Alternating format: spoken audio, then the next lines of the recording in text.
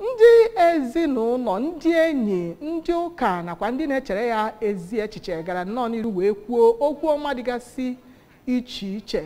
ka a dọnyere ozu Odoziakụ Bessie Okonkwo na ngwurubie dị n'Enugu Village Ugbenu Kansụl Ọka North. Ya bụ nwaanyị bụ Odoziakụ Okonkwo bụ onye nke ndị fụrụ ya n'anya na-akpọ Ada Jizọs,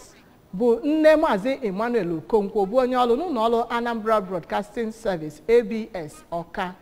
Nwaanyị ahụ bụkwazi onye so die wee guzobe ụka Christ Deliverance Evangelical Mission Ministry. Onye nta akụkọ anyị Onyinye Agụbeze wetara akụkọ a n'uju ka anyị sonyere ya.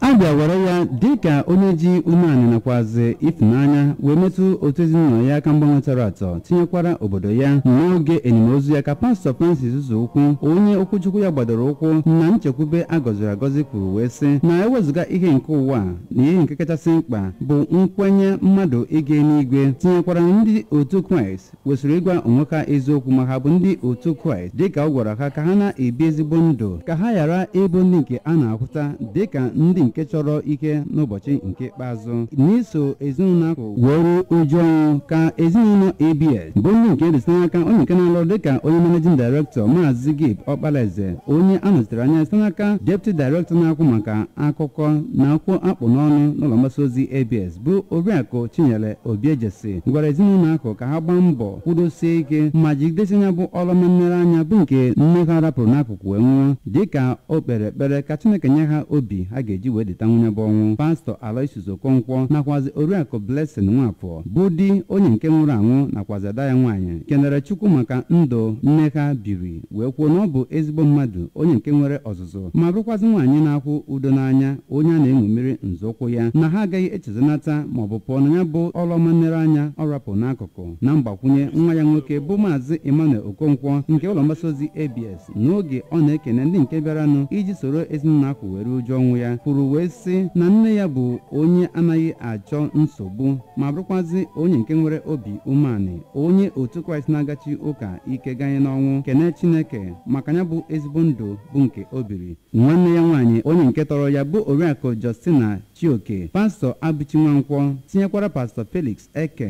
bụ onye nke kọwara ya bụ onye nke nwụrụ anwụ dịka onye a na-enere nzọụkwụ ya anya n'ibipụta ndụ onye otu Kraịst ma bụrụ onye nke nwere amamihe ya nakwazi ezi omume pụrụ iche, bụ nke o ji wee gosipụta onwe ya dịka onye ndu bụ onye nke ji mmụọ ịnụ ọkụ wee na-alụ ọrụ. Otu ọrụ nta akụkọ ala anya bụ Naijiria na ngalaba steeti ya bụ Anambra, onye isi oche ya bụ Dr. Odogwu Emeka Odogwu nakwazi ọtụtụ ndị ọzọ bụ ndị nke na-alụ ọrụ n'ụlọ mgbasa ozi ABS bụ ndị nke bịara ya mgbalụ. Oriakụ Okonkwo bụ onye nke nwụrụ ọnwụ n'ogo afọ 62 ka ọ yachara nwa obere ahụ. Ndị ọ rapụrụ ga-eruju ọnwụ ya gụnyere di ya, ụmụ ya mmadụ 10 nakwazi ụmụ ya mmadụ 10. Mmemme enimozu mgbalụsị n'aka ndị ọgọ na ndị na-echere ezigbo echiche bụ nnukwu ihe pụtara ihe na ya bụ ihe mmemme.